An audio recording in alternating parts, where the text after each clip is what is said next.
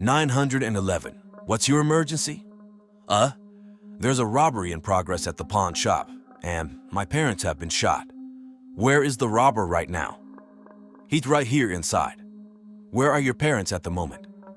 "They're on the ground, they're dead. Please hurry, I'm really scared."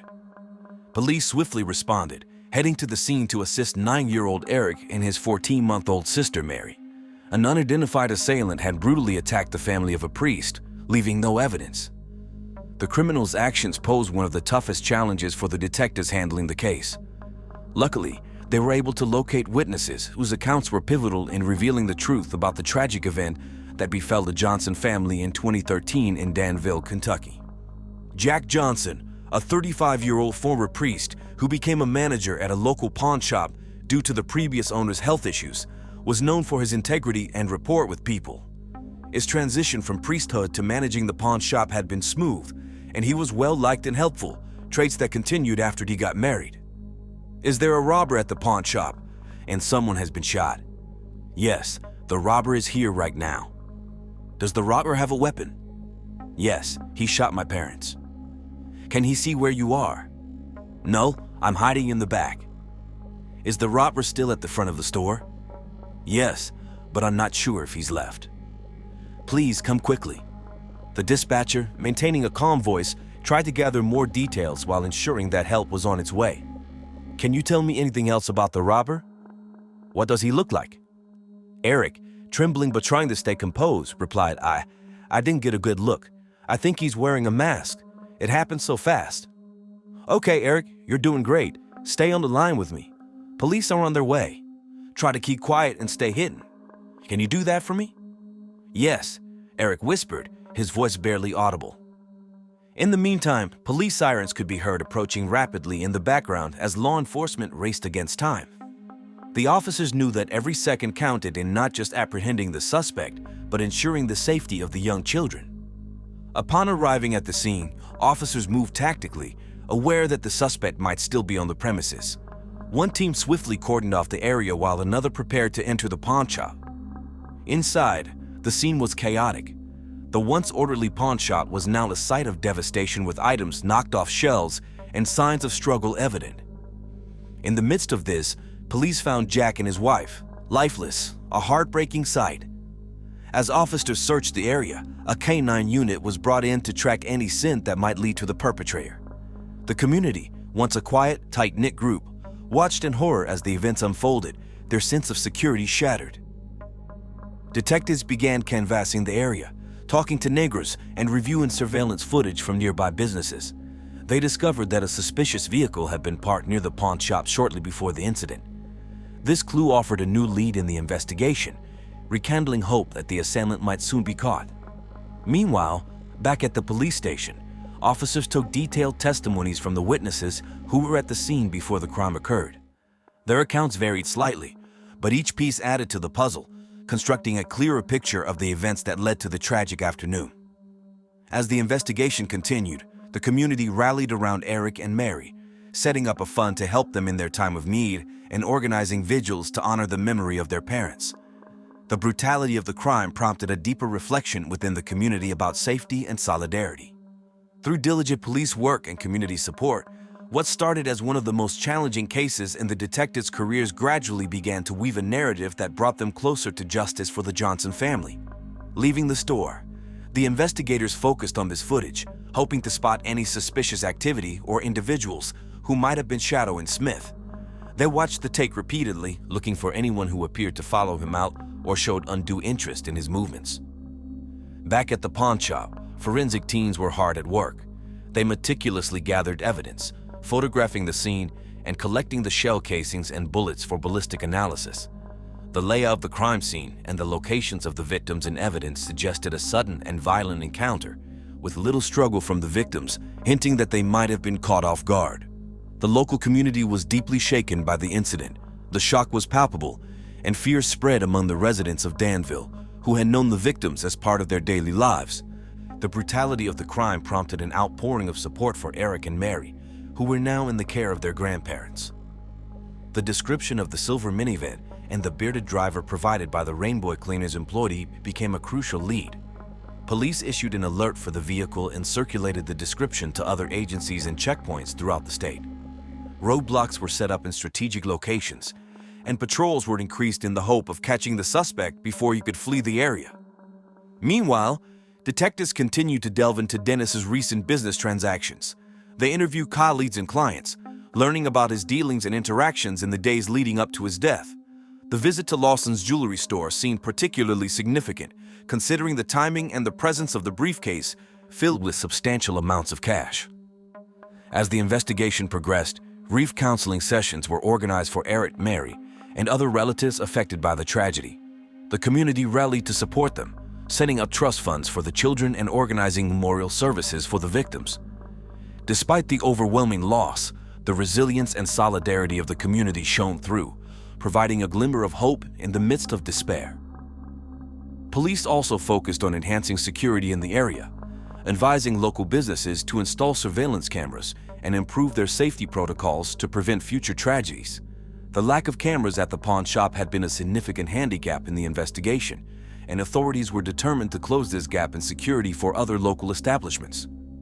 As the days passed, the tireless efforts of the detectives and the crucial clues gathered from the public began to converge on a suspect.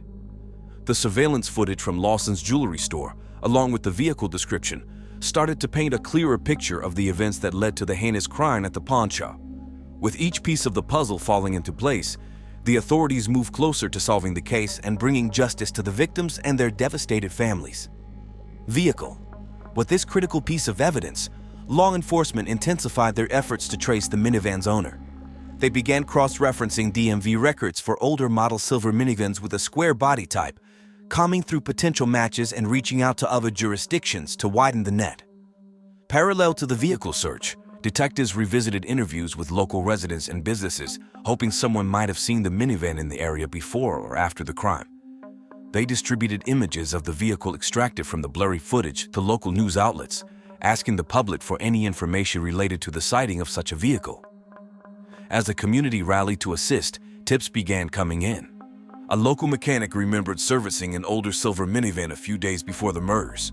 He recalled that the owner was particularly concerned about ensuring the vehicle was in good working condition, citing a long journey ahead. The mechanic provided a work order with a name and partial address, which added another layer of verification to the ongoing investigation. Simultaneously, the police focused on enhancing the quality of the surveillance video to better discern the license plate and any unique identifiers on the vehicle. Technicians worked meticulously, using advanced software to enhance and stabilize the image. As the enhanced images became clearer, the investigation gained momentum. The license plate was partially visible, and with the help of the state's vehicle registration database, the police were able to identify several potential matches. Each owner was contacted, and their alibis and vehicle whereabouts on the day of the crime were thoroughly checked. Finally, one particular owner's details did not align with their stated activities on the day of the incident. This individual, a man with known financial troubles and previous minor run-ins with the law, became a prime suspect. Surveillance from his neighborhood confirmed that he had left early on the morning of the murders and returned late in the evening. Armed with this information, detectives obtained a search warrant for the man's residence. During the search, they found a wig matching the description of the fake blonde beard and clothing that matched witness descriptions from the day of the crime. Further evidence included a large amount of cash hidden in the basement and a .22 caliber pistol, which was sent for ballistic testing. With substantial evidence accumulating, the suspect was brought in for questioning. Under the weight of the evidence presented, he eventually confessed to the crimes, revealing a motive rooted in desperation and greed. He had heard about the large transactions often carried out at the pawn shop and had planned what he thought would be a straightforward theft, which tragically escalated into triple homicide. The community, while relieved at their arrest and grateful for the police's diligent efforts, remained shaken by the brutality of the crime. For Eric and Mary, though the arrest provided some closure, the journey ahead to heal from their profound loss was just beginning. They remained in the care of their grandparents, surrounded by a community committed to supporting them through their grief and rebuilding their lives after the immense tragedy they had endured. Continuing their search for the vehicle, investigators expanded their surveillance efforts further from the pawn shop. At 8:17 in the morning, A camera at the local Johnson hospital captured the same vehicle, a silver Dodge minivan. This crucial discovery allowed investigators to identify the vehicle. In memory of Jack and Angela, their family organized a touching candlelight vigil where hundreds of compassionate individuals gathered, demonstrating the depth of love for the departed. Similarly, the Smith family, grieving the loss of Dan, chose not to let anger consume them. Despite their outrage, they joined in the funeral proceedings, showing resilience amidst sorrow. Meanwhile, the Danville Police Department sought public assistance in gathering information about the perpetrator or the vehicle. Soon after, on September 24th, a call came from Henry, a pastor in Warren, Michigan. He mentioned his last conversation with Dennis, noting a shift in Keith's demeanor when discussing the Danville murder. Keith expressed guilt as he had enabled Jack Johnson to acquire his former business. He suggested Justin might have been the primary target due to his weekly visits to pawn gold, carrying large sums of cash. These suspicions led investigators to scrutinize Keith's alibi. Surveillance footage from the Good Neighbor Pharmacy contradicted Keith's claims of being there at the time of the attack. Although Keith had a silver Dodge minivan, the evidence was circumstantial. To gather more information, investigators orchestrated fake phone calls with Henry's cooperation. In these calls, Pastor Keith eventually revealed his true sentiments toward the Johnson family, shedding light on his potential involvement. During these covert phone calls, Pastor Keith inadvertently divulged details that contradicted his earlier statements. He mentioned crucial timing and specific details about the day of the murders that he had not revealed before. This newfound information intensified the suspicions of the investigators, leading them to delve deeper into Keith's movements and motives. As the community mourned, the police continued to piece together the puzzle. The examination of surveillance footage from around the time of the murders showed inconsistencies in Keith's story. Despite his claims of being at the pharmacy at a certain time, video evidence and timestamp data suggested a different narrative, indicating he could have indeed been at the crime scene. The police decided to reenact the timeline of the crime to establish if it was feasible for someone to commit the murders and then appear at the pharmacy as Keith claimed. The results were unsettling. The reenactment showed that it was possible to travel from the crime scene to the pharmacy in under 5 minutes, suggesting that Keith could have committed the crime and still appeared in the pharmacy footage to fabricate his alibi. Armed with this information and the inconsistent statements made during the recorded calls, the police felt they had enough to bring Keith in for further questioning. During the interrogation, the pressure began to mount on Keith. Faced with the overwhelming evidence and contradictions in his alibi, Keith's composure began to crumble. He maintained his innocence, but struggled to provide a coherent explanation for the discrepancies in his timeline and his whereabouts. Meanwhile, the community's trust in Pastor Keith waned as details of the investigation leaked. The Johnson and Justin families, already devastated, felt betrayed by someone they had once considered a friend and spiritual leader. The public sympathy shifted noticeably towards the families as they grappled with the dual pain of loss and deception. With Keith's potential involvement more apparent, the police expanded their investigation to include financial records and communications that might reveal a motive tied to the ownership and transactions of the pawn shop. The scrutiny also extended to others in Keith's close circle who might have had knowledge of or involvement in the planning of the crime. As the case grew more complex, the legal proceedings prepared to take a significant step forward. The evidence, while circumstantial, painted a troubling picture of betrayal and calculated murder, setting the stage for a trial that would captivate and divide the community. As the case against Pastor Kenneth Roger unraveled, the community grappled with the shock of his heinous actions juxtaposed against his spiritual facade. The once respected pastor had meticulously planned and executed a triple homicide, cunningly attempting to cover his tracks and fabricate alibis to mislead law enforcement and the public. The evidence piled up rapidly once Keith began discussing details that only the perpetrator could know, suggesting he was at the crime scene despite his claims of being at the pharmacy. This discrepancy, coupled with the discovery of items like the fake beard and unexplained large sums of cash in his pawn shop, severely undermined his credibility. Moreover, the cash wrap with ribbons from the bank where Justin was a client pointed directly to a premeditated robbery and murder. Further complicating Keith's narrative was his admission that he wouldn't pass a polygraph test due to his military background, where he claimed to have been trained to deceive such tests. This claim, however, only fueled suspicions about his capability for deception and manipulation. The ballistics evidence tying the casings found in his shop to the murder weapon was the final nail in the coffin. It was a direct link to the killings of Eric and Mary's parents and conclusively placed Keith at the center of the crime, not merely as an accessory, but as the perpetrator.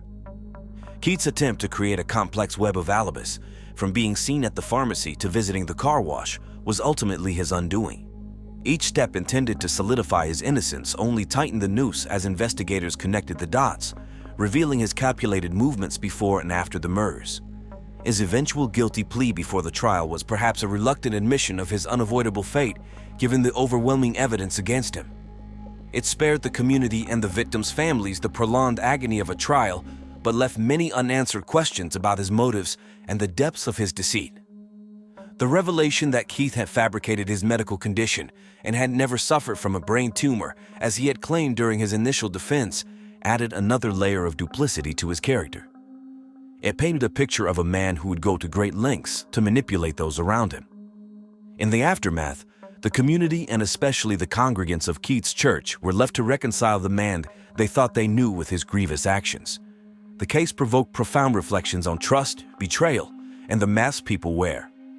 How someone who had been a spiritual leader, trusted to guide and care for his flock, could commit such cold-blooded crimes was a question that haunted many. The damage to the community's trust was deep and would take time to heal, as they mourned not only the loss of life, but also the betrayal of faith. The impact of Pastor Kenneth Rogers' crimes rippled through the community, leaving a scar that would take years to heal. In the small town where everyone thought they knew each other well, the realization that such darkness could exist behind a familiar and trusted face was chilling. The congregation Keith had once led underwent a crisis of faith, questioning not only their judgment, but also the very tenets of their beliefs. In the aftermath of the trial and Keith's incarceration, the church faced significant challenges. Attendance dwindled as members struggled with their shaken faith and the stigma associated with the scandal. The church's leadership had to navigate this complex emotional and spiritual terrain, trying to rebuild trust and restore the community spirit. They organized counseling sessions and community healing events, inviting speakers to discuss forgiveness and recovery from trauma. Meanwhile, the families of the victims embark on their own painful journeys toward healing. Public memorials were erected in honor of Jack and Sarah and Justin, serving as a place for the community to come together and remember the lives tragically cut short.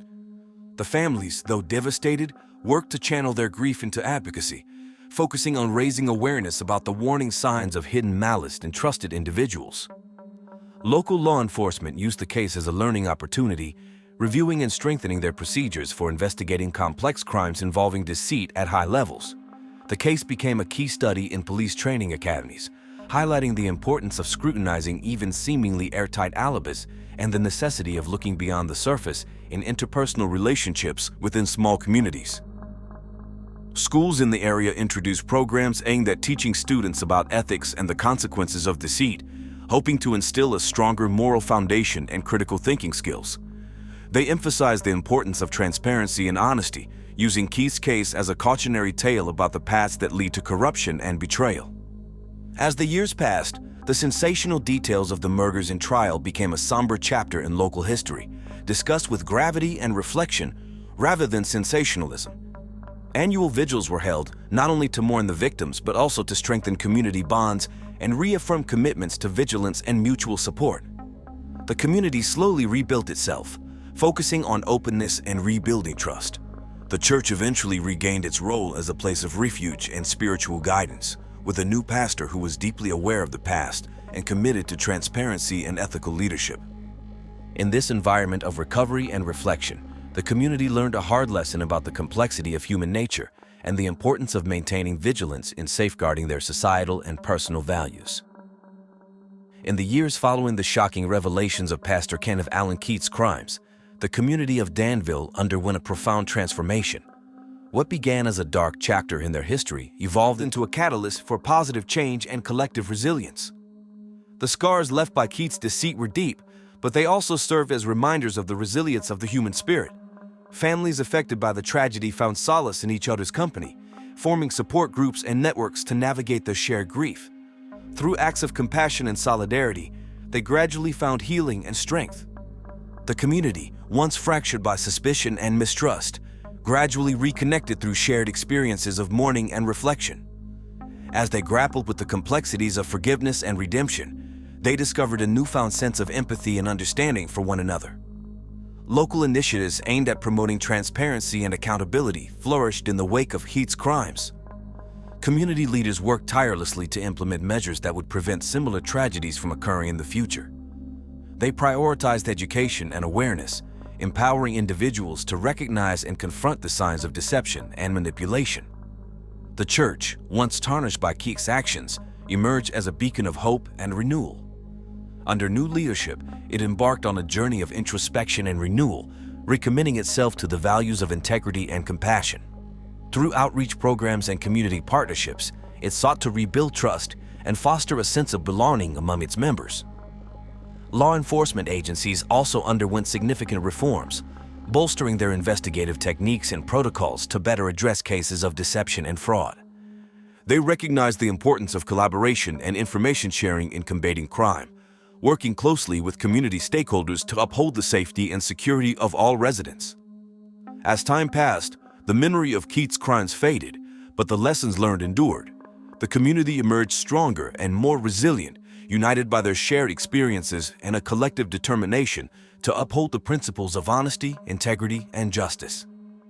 In the end, the legacy of Pastor Kenneth Allen Keith served as a powerful reminder of the capacity for both darkness and light within the human soul. Through their response to diversity, the people of Danville proved that even in the face of unimaginable tragedy, hope and redemption are always within reach. Join me as we explore Cortland, a city marked by stark contrasts. Here, the grim realities of gang violence and the illegal drug trade clash with the resilience of its native residents. Despite its small-town status, Cortland and the surrounding Pianola County, with a population of 34,000, experience significant criminal activity and dangerous gangs. Shootouts and arrests related to illegal activities are common, setting the stage for our story. On December the 6th, 2014, at 8:09 p.m., emergency services received a report of a vehicle fire on a rural road. The first firefighters on the scene were met with a blazing Kia and immediately began to extinguish the flames. Amid the black smoke, they noticed a dark figure slowly emerging from the nearby underbrush. It was a young woman, severely burned, looking like a living corpse. She was dressed only in her underwear, her skin melting and dripping, her body bleeding, and her hair reduced to a charred lump of ash. Despite her horrific injuries, she approached the firefighters and asked for help. The rescuers wrapped her blistered body in a blanket and laid her on the ground, staying by her side as they awaited the arrival of emergency medical services. The young woman, barely able to move her lips, tried to utter words that were mostly indiscernible. However, some responders managed to hear the names Eric or Derek when asked who had attacked her. She was airlifted to a hospital in Memphis, but tragically, after sustaining burns to 93% of her body, she passed away 4 hours later. The victim was 19-year-old local resident Jessica Lane Chambers. Jessica grew up in Cortland, living with her mother across the street from her grandmother, while her father and stepmother lived further down the street. Despite her petite and fragile appearance, she possessed a steely character. Raised in a tumultuous family environment, much like many of her friends, relatives, and neighbors, Jessica's father had pleaded guilty to manufacturing methamphetamine and had been arrested for driving under the influence in the early 2000s. In 2006, her 28-year-old neighbor was shot multiple times in his yard. Growing up in such a negative environment, Jessica didn't fit the mod of a quiet choir girl. She smoked, quarreled with her parents, had unstable relationships with boyfriends who had legal troubles, and sometimes acted out violently during disputes. Her behavior became more pronounced at 17, following the death of her older brother Alan in a car accident. In 2012, she moved out of her mother's home for several months after her mother disapproved of Jessica's new boyfriend. Her childhood was challenging, with her father spending some time in prison. However, by 2014, he had been released and was working as a mechanic at the local sheriff's department. Jessica was not afraid to occasionally break the law. This is a tragic story of a young woman whose life was marred by the harsh realities of her environment. Thank you for watching, and please stay tuned for more stories. She sold illegal substances and was affiliated with local gangs. Despite this, The sweet and smiling Jessica was respected and liked by almost everyone she knew, making the shocking manner of her demise all the more mysterious. Rumors of a burning car and a deliberate fire quickly spread throughout her small hometown. Jessica's father's position in the sheriff's department allowed him to be swiftly informed about the nearby car fire and the incident involving his daughter. Upon hearing the news, his wife ran down the street to tell Jessica's mother about the tragic event. They reached the hospital while Jessica was still alive. The tragic death of the young woman captured the nation's attention. Hundreds attended Jessica's funeral on December 13th, which was a memorial organized in honor of a joyful teenager, a former student cheerleader, and a girl who dreamed of rising above her circumstances. A prolonged investigation into this high-profile case soon followed, stirring public interest. The FBI, ATF, and U.S. Marshals were called in to assist with the local investigation. Initially, investigators theorized that the fire resulted from a car accident. However, this was quickly ruled out as no signs of emergency braking or other obstacles were found at the scene. An examination of the burned vehicle also showed no signs of impact or damage to the body, thus disproving the accident theory. The primary theory then became arson, but at the time of the incident, the police had very few leads, and the lack of evidence prolonged the investigative process. Investigators questioned nearly everyone who might have been in contact with Jessica in the last days of her life. They even explored the possibility that her boyfriend, who was in prison at the time of the arson, might have ordered her demise. However, this theory was dismissed as he had been living in Iowa since their breakup. Ali Alai, the owner of a gas station and one of the last people to see Jessica alive, also came under suspicion. After giving his statement, he was released. There was a theory that Jessica had brought trouble upon herself by associating with one of the local gangs. However, the gang members denied their involvement and expressed their condolences to the Chambers family. Many of those called in for questioning had good reasons to lie, even if they didn't know who ended her life.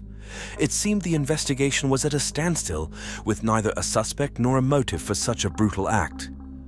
Public pressure on the investigation demanded justice, thereby slowing down the process and repeatedly providing false leads about Jessica's life. Several theories circulated on social media. For instance, locals accused Brian Rudd, Jessica's ex-boyfriend from high school, who might have acted out of jealousy in a moment of intense emotion. Others suggested that Jessica sold someone faulty pills for several $100s, which could have angered a dealer. "This is the most mysterious case I have ever worked on," said District Attorney John Champion, who had been serving in the county for 22 years. He had been working on Jessica's case since December, together with local detectives, the MI, FBI, the Bureau of Alcohol, Tobacco, Firearms and Explosives, and the U.S. Marshal Service. According to Champion, they had interviewed and in some cases re-interviewed over 130 people, including several individuals named Eric and Derek, yet authorities had not arrested any suspects so far. After some time, investigators managed to reconstruct the last week of Jessica's life, minute by minute, up to her tragic end. On December 5, 2014, after receiving a call on her cell phone, Jessica drove to the M&M Mini-Mart following a call from a friend. She purchased $14 worth of gasoline and left in her car at 5:15 p.m. Around 5:45 p.m., she called her mother to say she would return in a little while. Her hair was pulled back in a bun and she was dressed in camouflage Panama pants. She then made a few more stops, one at an unknown house and another in the nearest town, before arriving at the scene of her tragic end, possibly already accompanied in her car by the person who would end her life. Surveillance cameras captured a man in a striped shirt, refueling a gas can before heading in the same direction as Jessica. However, there were no confirming data about the man's further movements. Cell phone records indicated that she spent about 10 to 15 minutes near a traffic light on Highway 6, heading towards Batesville. The subsequent 62 minutes between 6:30 p.m. and 7:32 p.m., also known as the mystery hour, took time to unravel. At 7:30 p.m., Jessica's phone showed that she reached the location on Heron Road where her burning car was later found. So, where did Jessica Chambers go and what led to her brutal fate? The investigation moved very slowly. Only in December 2015, in a separate case involving charges of illegal possession of weapons, controlled substances, and counterfeits, 17 suspected gang members were arrested. District Attorney John Champion did not expect any of the gang members to be directly linked to the case of the burning incident. It turned out that during plea negotiations, all gang members were offered the opportunity to assist the investigation. Thus, they pointed to a certain Quentin Tells. Investigators finally learned who Jessica was within an hour before the fire. However, in February 2016, authorities announced a pause in the case to conduct a more detailed investigation and establish a motive. The lack of official suspects only deepened the spread of baseless rumors, which circulated on the internet and throughout the town. This situation attracted online detectives, leading to the creation of a Facebook page called Justice for Jessica, offering a $50,000 reward for information leading to an arrest. Rumors also circulated online that Jessica, who had previously dated African-American men, had been targeted by white supremacists for her involvement in interracial relationships. Conversely, online conspiracy theorists suggested that the culprits were African-American, alleging that Jessica's involvement with a gang led to her death as retaliation for trying to leave it. However, none of these theories received official confirmation. The investigation became particularly focused on Quentin Tells. Revisiting social media and Jessica's cell phone records helped identify who she had been communicating with in the last hours of her life. During the first interrogation, 29-year-old Quentin Tells recounted that the meeting, arranged by text message, was the only time they met, and he did not know her well, merely asking for a ride home. However, with more comprehensive information and presenting all the messages, Tells was arrested on charges of ending Jessica Chambers' life through arson. Text messages revealed that Tells repeatedly sent Jessica requests of a very intimate nature. On the day of the tragedy, Jessica texted Quentin at 9:02 a.m. to tell him she had just woken up, and he replied a few minutes later that he had as well. At 10:09 a.m., Tells texted Chambers, "I'm ready." Shortly after, she stopped at the M&M gas station and she was captured on surveillance footage leaving a few minutes later, presumably to pick up Tells. They picked up one of Jessica's friends around 10:49 a.m. and Jessica dropped Quentin off later. Around 2:03 p.m., Tells began messaging Jessica again, explicitly asking for intimacy.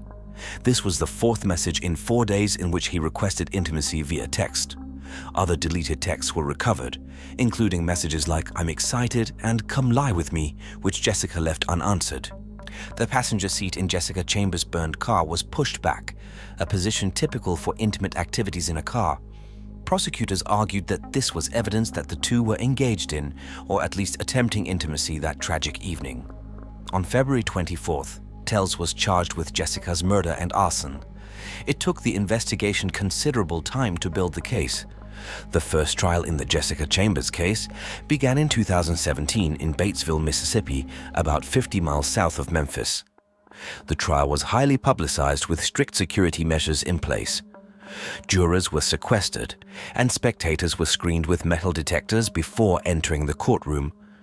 Prosecutor John Champion warned the jurors that they would see disturbing images of the burned Jessica Chambers and hear testimony from about 35 witnesses. Investigators stated that Jessica met Quentin Tells around Thanksgiving in November 2014. He was 7 years her senior and had attended the same high school before she enrolled there. In October of that same year, he had been released from prison where he had served time for burglary. FBI agent Dustin Blunt testified during the first trial that Tells met Jessica through a friend at a gas station in Cortland, Mississippi. They spent a lot of time driving around together, and on multiple occasions, they had been intimate. He stated that they had been in the passenger seat, detailing that the passenger seat was reclined back and he was sitting with Jessica on him. In court, John Champion said there was a series of text messages between them even on the day of her demise in which Tells requested intimacy. The front seat in the burned car was adjusted downward, as Tells had described during their previous encounter. Champion claimed that Tells attempted to strangle Jessica. Then, thinking she was deceased, doused her with gasoline and set her alight. A friend of Jessica who testified indicated that the three of them had ridden in Jessica's car the day before the incident. Later, Tells confessed to investigators that he saw Jessica that night and they went to a fast food restaurant together. Various friends he claimed to have been with when the fire started could not confirm his alibi. He then appeared on a store surveillance camera several miles away, where he was purchasing a phone card for a friend who lived in Louisiana. Tells did not testify in his own defense at the trial. A central element of the defense was the fact that several emergency responders at the scene of the tragedy reported hearing Jessica utter the name Eric or Derek. Ultimately, two jurors reacted to the fact that Quinton Tells' name sounded nothing like Eric or Derek. The case remains one of the most mysterious and tragic events to have occurred in Pianola County, highlighting the complex interplay of personal relationships, community dynamics, and the often challenging path to justice. John Champion pointed to text messages in which Tells repeatedly requested intimacy from Chambers. You will see text messages between them where Quinton is consistently asking Jessica for intimacy and she is consistently denying him, Champion testified at the first trial. It was proven that there was a series of text messages even on the day of her death where he was requesting intimacy from her.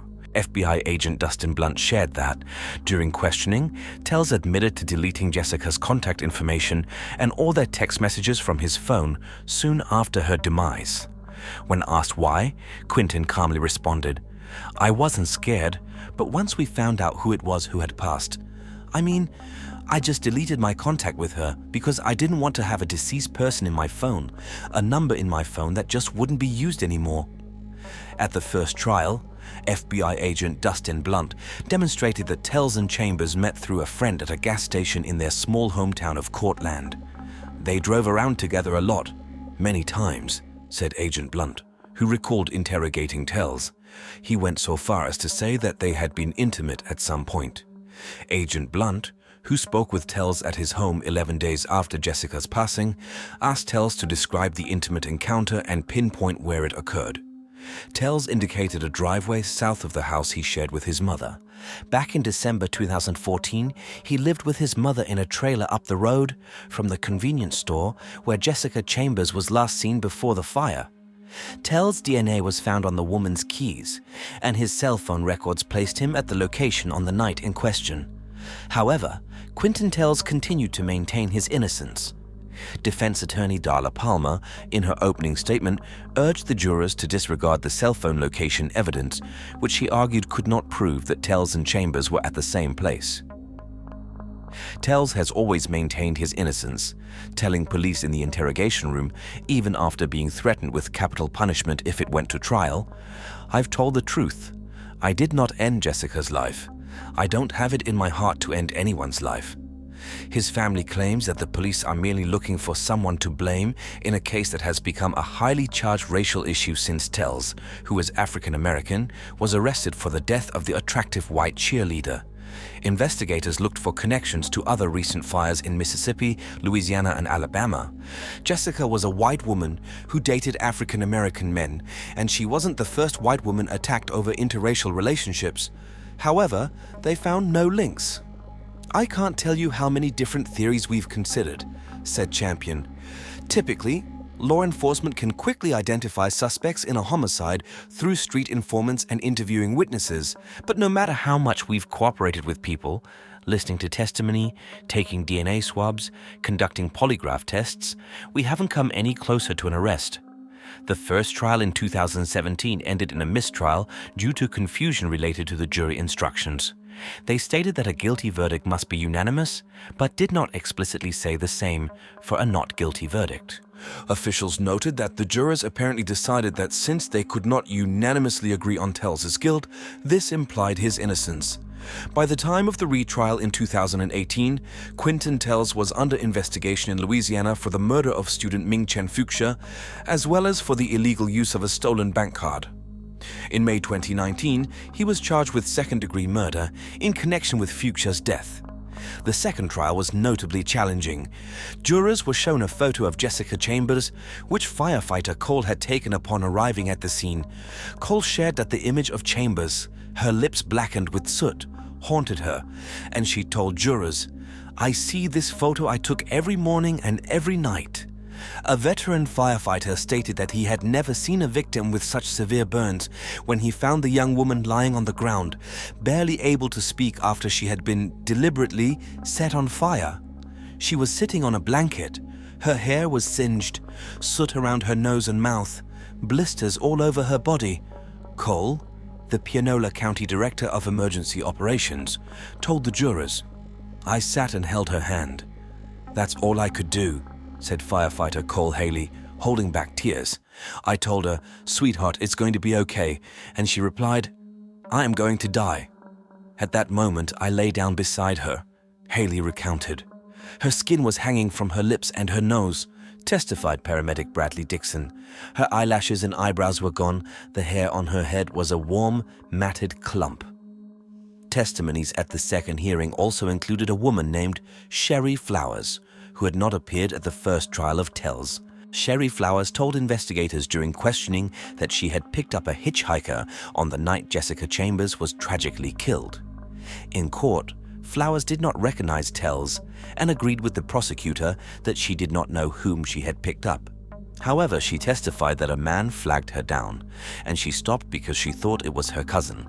She agreed to give a ride to the man, whom she described as an African-American male about 20 years old and of slim to medium build. Tells, who was 5'9" tall, was 26 at the time. Initially, Flowers did not reach out to investigators. When asked why in court, she said, "I couldn't remember and thought it wasn't relevant to the case." Nevertheless, the prosecutors attempted to link this ride to the death of Jessica Chambers, suggesting it provided Quentin Tells with the opportunity to leave Jessica's car in order to return and set it on fire.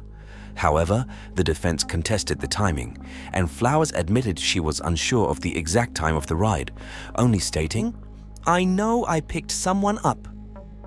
Investigators also presented that Jessica Chambers' keys were found in a ditch 2 days after her death near the spot where the hitchhiker was picked up.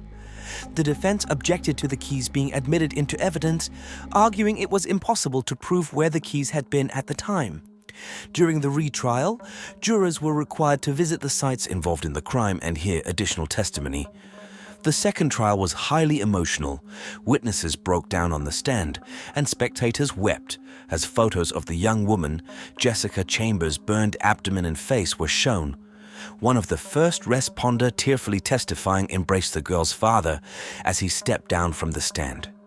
In 2018, the second jury also failed to reach a verdict in the Tells trial, marking the second jury in 2 years to be deadlocked over whether Quentin Tells was responsible for setting Jessica and her car on fire. Despite the suspect having been tried twice, no conviction was secured, and the case remains officially unsolved.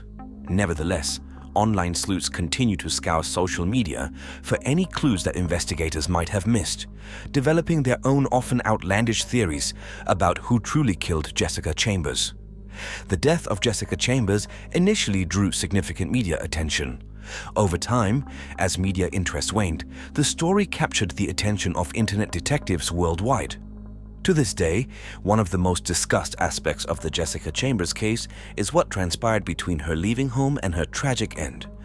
According to reports, Jessica left her house at 5:30 p.m. on the night of the crime, telling her mother she was going to a nearby gas station. Surveillance footage from the gas station shows Chambers there twice. The footage captures Jessica furling up, then heading toward the store and waving to someone off camera before approaching them.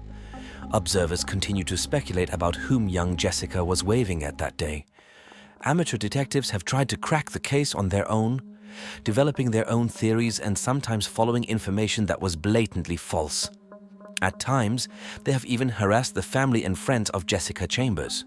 These individuals, ranging from conservative bloggers to gluten-free bakers from Montreal, boating enthusiasts from Florida, and grocery coupon collectors from North Carolina, claim to seek justice for Jessica above all else. Instead, they have terrorized her once peaceful hometown with their relentless demands for answers to their dubious theories. In the process, they spread rumor that seep into real life, stirring racial tensions, digging up old grudges, and reigniting feuds. For these amateur detectives, Jessica's death is not a mother's tragedy. It's a pastime. Media critics use the term missing white woman syndrome to describe the national obsession with victims who are young, blonde, and white. And Jessica fit all these criteria, a former cheerleader with flaxen hair weighing just 90 pounds. But those obsessed with Jessica's death are particularly fixated on her tiny hometown. Outsiders can easily track down social media accounts and even phone numbers of Jessica's family members, friends, ex-boyfriends, and sworn enemies, all of whom have reported being contacted by strangers wanting to interrogate them about whether they took the life of the teenager. The police say they still don't know who ended her life and why, leaving the mystery in the hands of online amateur sleuths who may do more harm than good. When does a personal tragedy become a public spectacle? The Justice for Jessica memorial page on Facebook, managed by Jessica's older stepsister, remains popular. It has united many compassionate people from around the world who, once hearing about the young woman burned alive, send letters of sympathy, supportive words for the family and friends, and donate books and gifts in Jessica's name. Hanging in Jessica's room is a memorial quilt made of bright pink patches with zebra prints along with her photo and the dates of her birth and death. The words "secret group" were stitched into the top left square. No one knows what this phrase means, as the quilt, like other gifts, came from around the world. Tragically, Jessica's death did not change the town of Cortland. Everyone knows each other here, and both authorities and locals believe the attack was personal. 29-year-old Quentin Tellis, serving time for a different crime, is not a free man, yet justice for Jessica still has not been achieved. Regrettably, Jessica's mother, Lisa, passed away on October 29, 2021, at the age of 52 without seeing justice served for her daughter. It remains uncertain whether there will be a third trial for the case of the young woman burned alive. A typical suburban residence had been transformed into a nightmarish dwelling, its walls splattered with blood, chilling to the core. As a haunting final detail, a tiny child's handprint remained. This was the grisly sight that greeted Jennifer O'Brien when she entered her parents' home to retrieve her son Nathan. The case was so macabre and disturbing that many found it difficult to accept as reality. Nevertheless, it had indeed occurred, and the entire nation closely monitored the ensuing investigation. This narrative transports us to Park Hill, a neighborhood situated within the city of Calgary, Canada, renowned for its tranquil ambience and the endearing qualities of its local inhabitants. Park Hill boasts a scenic setting with well-kept residences, tree-lined streets, advanced infrastructure, parks, and a hospitable atmosphere. The area emanates an aura of serenity, making it a sought-after location for numerous families. These attributes captivated the Lickness family, drawing them to Park Hill. Alvin Lickness, a cherished grandfather and father at the age of 66, held a position of authority within both his family and his professional life. He was eagerly anticipating the chance to embark on a fresh chapter in his life following his retirement. His spouse, Kathy, aged 53, served not only as the family's cornerstone and a dedicated wife, but also as her daughter's closest confidant. Her nurturing disposition enabled her to create a warm and inviting space for all her cherished ones. Park Hill had been their residence for many years, and now the couple had decided to downsize slightly, purchasing a more compact home in Edmonton. Alvin and Kathy Lickness were on the cusp of savoring their retirement. They listed their property for sale, along with some of their furniture and interior items, as they began packing for the relocation. The impending challenges did not daunt them. After a hectic day, the weary but contented husband and wife found comfort in the laughter and playful antics of their grandchildren, as well as the encouragement of their friends. Their daughter, Jennifer O'Brien, visited her parents' abode for the final time with her sons, including the jovial 5-year-old Nathan. In just a week, her parents were slated to depart from this place permanently. Jenny felt a tinge of sadness about this, as it was the place where she was raised and spent her childhood alongside her 4 siblings. Alvin and Kathy had acquired an apartment in Mazatlan, where they intended to spend the winter basking in the balmy Mexican sun before journeying to Edmonton. But they were not fated to relish their golden years. Merely a day later, the couple's genuine aspirations would transform into a chilling, desolate haze, enveloping everything in its vicinity. Friends, over 90% of viewers watch videos without subscribing to the channel. check if you're subscribed. If not, please be so kind as to subscribe to the channel to support me. Nathan O'Brien was a lively youngster with a cherubic visage and perpetually tousled, sun-kissed hair. Nathan was the middle sibling among Jennifer's 3 children. Owing to his affinity for superhero attire and his amiable disposition, this little boy was adored and recognized by everyone in his vicinity. He effortlessly forged friendships with both his peers and their parents and was an indefatigable explorer of all things novel. Jennifer and the children had a delightful time at the family residence in Park Hill. As the day drew to a close and darkness descended, Jenny resolved to stay overnight to avoid driving in the dark with 3 children. Nathan, who had been frolicking in the fresh air, drifted off to sleep instantaneously, while the youngest child, Max, couldn't settle down in the unfamiliar bed. At 11:40 in the evening, Jenny decided to take her 2 sons home, leaving Nathan to slumber next to his grandmother, intending to retrieve him in the morning. Nathan had long yearned to stay overnight with his grandparents, and she didn't want to deprive him of such an opportunity. On June 30th, 2014, Jennifer arrived at her parents' abode in the morning to collect her son, but what she witnessed was beyond comprehension. The front door of the house was wide open, and when she peered inside, she saw puddles of blood and a heavy odor of death permeating the air. Blood was everywhere, on the beds, the walls, the floor, and in the hallway. There was a crimson trail of someone's sneakers and bloody smeared stripes, as if someone had been dragged. The most heart-wrenching sight was the handprint of a small child's palm on the wall, as if the boy had leaned his hand against it to keep from falling. To Jenny's horror, there were no signs of her parents or her 5-year-old son in the house. She promptly called her husband, exclaiming that she thought her entire family had been slain and their bodies taken. Then, in hysterics, Jennifer dialed the emergency response number and repeated the message. The dispatcher instructed her to urgently get into her car and lock the doors in case the potential perpetrators were still somewhere in the house or nearby. Jennifer sat behind the wheel of her vehicle, gazing at the family home where she had experienced so many joyful moments, with the image of her son's handprint seared into her mind. She couldn't fathom the reality of what was transpiring. The police swiftly arrived at the scene and burst into the house, which resembled a scene from a horror movie. They conducted a meticulous search of all the rooms, but found no bodies. The grandparents and little Nathan had vanished without a trace. After an Amber Alert was declared, an extensive search commenced for the missing trio. The police hoped until the last moment that their kidnappers were holding them somewhere, despite the horrific scene inside the residence. Law enforcement collected DNA samples throughout the Lickness home, but among them, not a single DNA fragment or fingerprint of a potential perpetrator was found. During the collection of forensic evidence, investigators discovered a tooth in the estate, presumably belonging to Alvin, the homeowner. The blood found on 20 kilograms dumbbells lying in the garage also matched his genetic material. The lock on the side door had been broken, suggesting that whoever had brutally murdered the 3 people had entered the house this way under the cover of night. Officers also questioned about 200 people who attended the estate sale. Initially, many Calgary residents thought it was something akin to a custody battle, that the grandparents had taken the boy away for some reason and didn't want to return him to his parents. The public simply wasn't informed about the horrors that had transpired in the house. When hundreds of police officers, tirelessly searching for the missing family, found no trace of Nathan and the Lickness couple anywhere, they returned to square one, the family home, holding on to the faintest hope of finding at least the boy alive.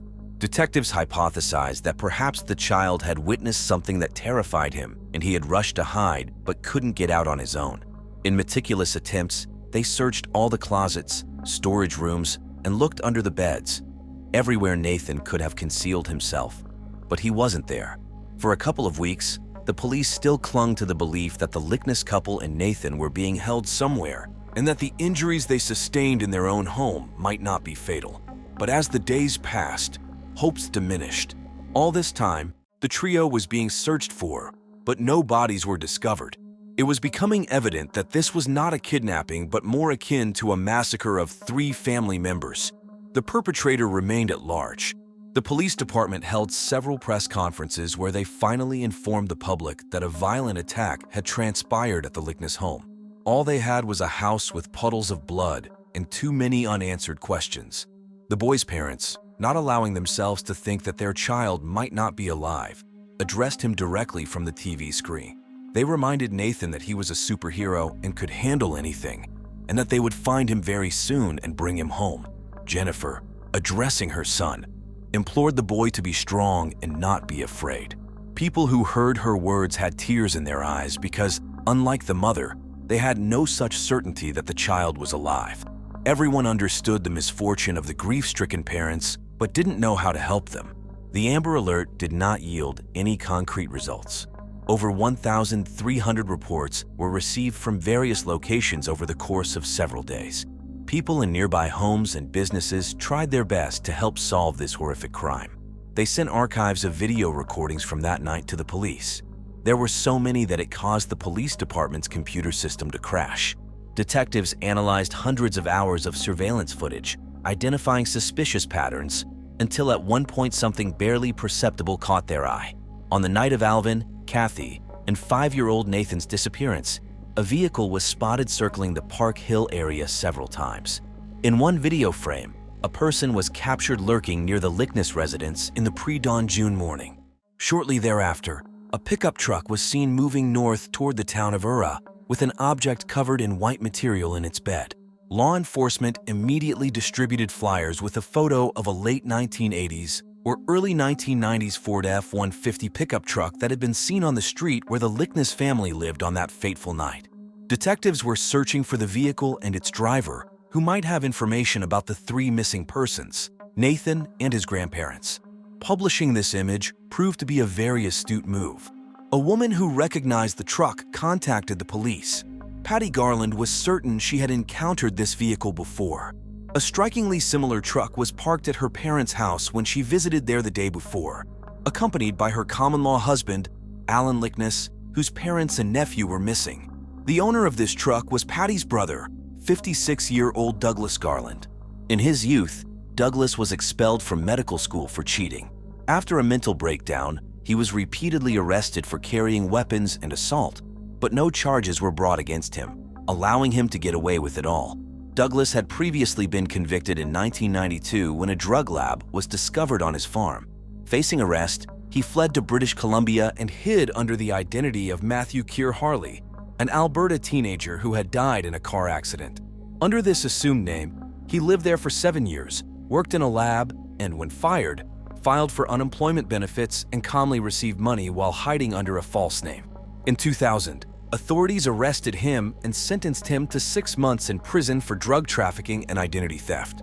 Psychologists attributed his crime to mental illness, considering him incapable of violent actions, and he was released after 6 months. In July 2014, police again detained Douglas Garland at a bus stop and placed him in jail, citing a previous charge of forging documents. He was very quiet and told the police nothing. An extensive search of Douglas's property was immediately authorized, given the concern that the Licknesses and Nathan were alive but in danger. The police didn't even wait for a search warrant. It was a legal exception under emergency circumstances. The emergency response team launched a potential rescue operation as part of a hostage rescue operation. They stormed the 16-plus hectare farm where Douglas lived with his elderly parents. It was the most serious lead, as concealing someone in a rural setting is easiest. However, neither the living nor the dead were found on the farm. The only thing that caught their attention was a barrel near the greenhouse with something smoldering inside.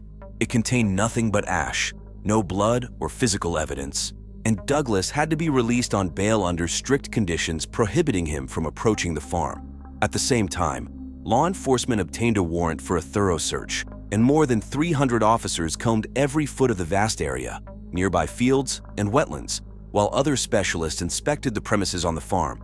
Detectives found books and a manual containing horrific graphic images deep in the basement. Upon further searching, they found boxes filled with handcuffs, some of which were small enough to hold a child's hands. Further findings included hacksaw blades, leather belts, bone saws, knives, guns, and a straitjacket. Authorities also stumbled upon a computer hard drive hidden under the basement rafters. This hard drive contained a lot of painstaking research on violence. Douglas had downloaded a plethora of instructions for himself from the internet, such as how to attack his victims early in the morning to ensure the element of surprise, information on painful torture methods, and guides on how to take a person's life without experiencing emotions. Among the literature on the shelf were books on poisoning and violent crimes. There were also images of his alleged intimate fantasies and obsessions. Douglas had a real fetish for adult diapers, and there were several photos of men and women with their hands and feet tied, wearing these diapers and possibly killed. There was also a set for impersonating a woman in the dungeon, a set of breast prostheses, 2 wigs with long blonde hair, hangers with women's clothing, and an extensive shoe collection of 89 pairs of various boots, shoes, and sneakers that fit Douglas. There was also an empty shoebox in the closet. The sole imprint could have been compared to the imprint in the likeness house, but the sneakers themselves were nowhere to be found. What law enforcement didn't find were the bodies. They literally searched the area on their knees, elbow to elbow, making their way through the tall grass all over the site, but it was all in vain. Meanwhile, without much thought, Douglas violated the bail conditions he was supposed to follow and returned to the farmhouse without the knowledge of the Calgary police. Detectives kept him under surveillance, suspecting that upon returning to his own basement, he would try to get rid of any evidence.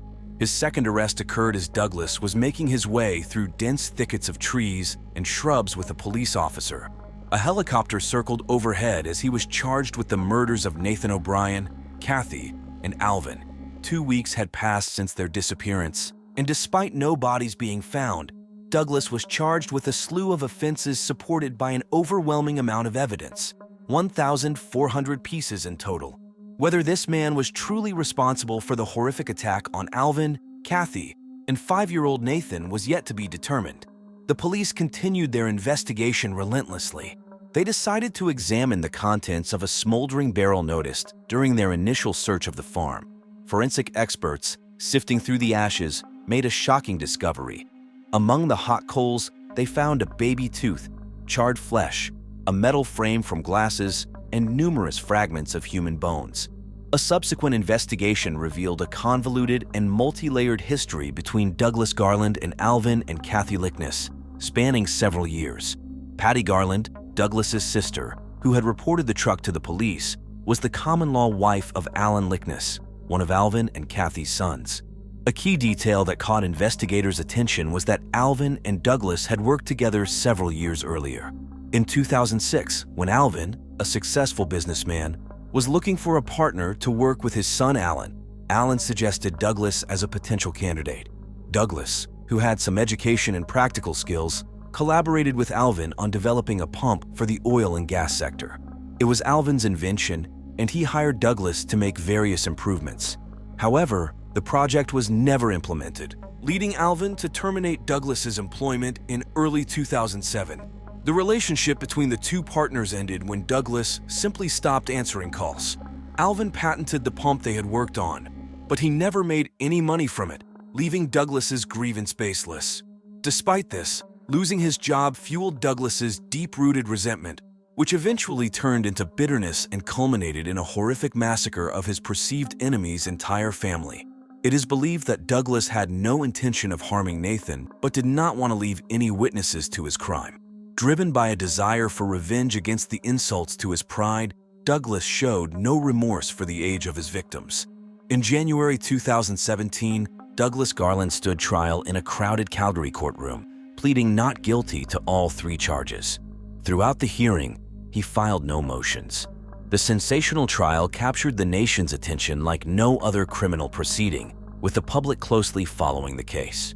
Just a day before their disappearance, Alvin and Kathy were hosting a garage sale, preparing to sell their property and downsize to a smaller home.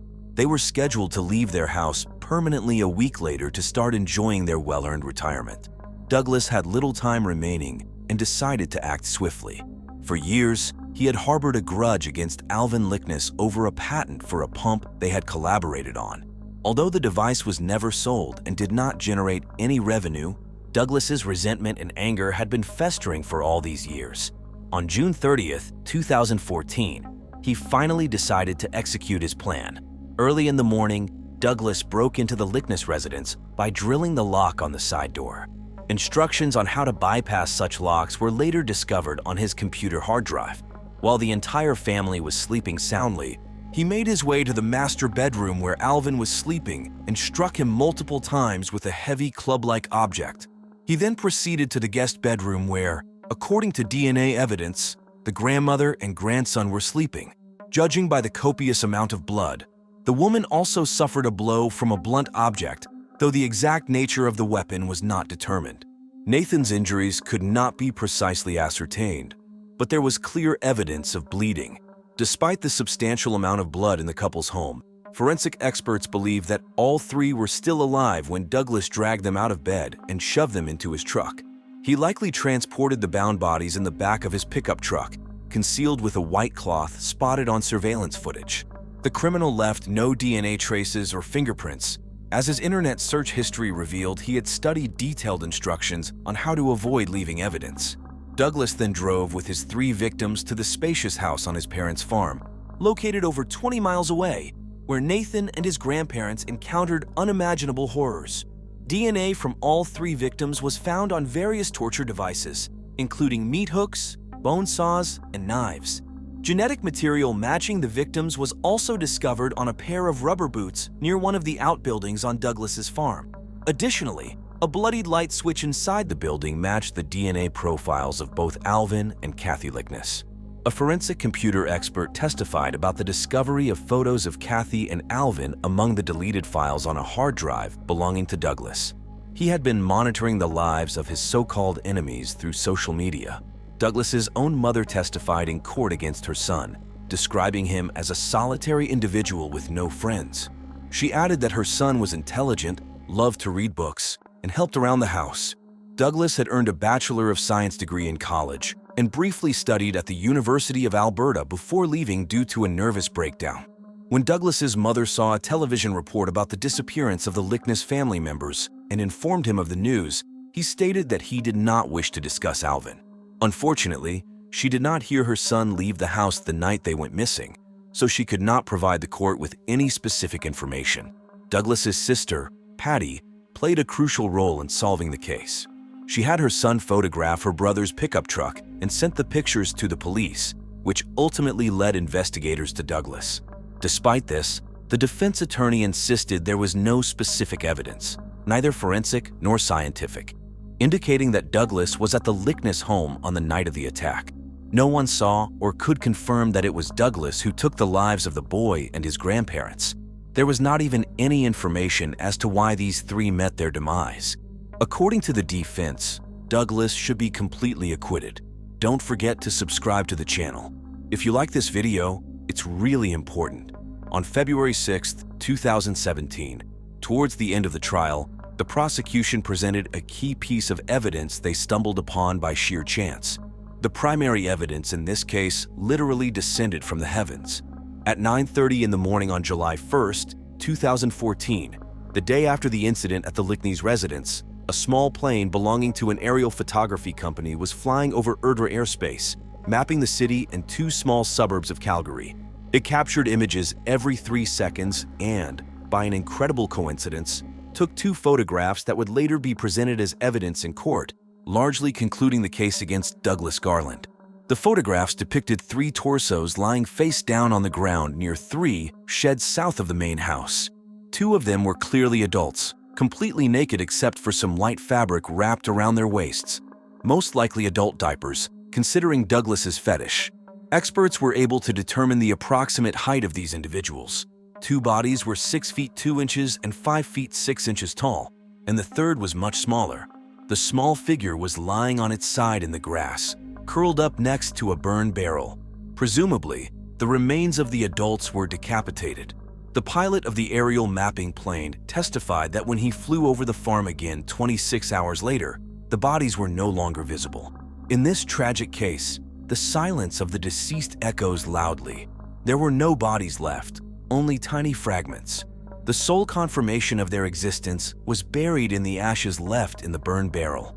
The bits of flesh and bone belonged to 5-year-old Nathan and his grandparents. It appears that after dismembering the bodies, the murderer decided to incinerate them, undertaking a grim process resembling cremation. While the horrific details of the monstrous crimes were revealed in court, Douglas seemed unfazed and even made some notes to himself. He never exhibited any remorse for his actions. None of the victims' relatives were able to testify at the trial, but the written statement of Nathan's father, Rod O'Brien, resonated through the courtroom.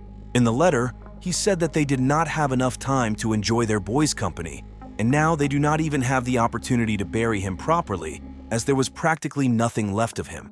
After several hours of traumatizing testimony and approximately 10 hours of deliberation, the jury reached their verdict. The judge presiding over the case showed no mercy. Douglas Garland was sentenced to 3 25-year terms without the chance of parole for 75 years. Theoretically, he would have to be 129 years old before he could apply for parole. On the day Douglas was sentenced, he was assaulted by several inmates in prison and suffered serious injuries. He was repeatedly subjected to abuse by other convicts for the killing of 3 innocent people, including a 5-year-old boy, over a senseless grudge from years earlier. The heartbreaking events of the Lickneys and Nathan case had a profound impact on families and society. The void left by Alvin, Kathy, and young Nathan was immeasurable. The consequences of this tragedy resonated not only in the courtroom but also in the hearts of those who knew and cherished this family. Words cannot describe the pain experienced by the parents of the deceased boy. Though they communicated with the press daily, they both refused to discuss any details of the horrific crime. Jennifer and Rod cope with difficulties day by day.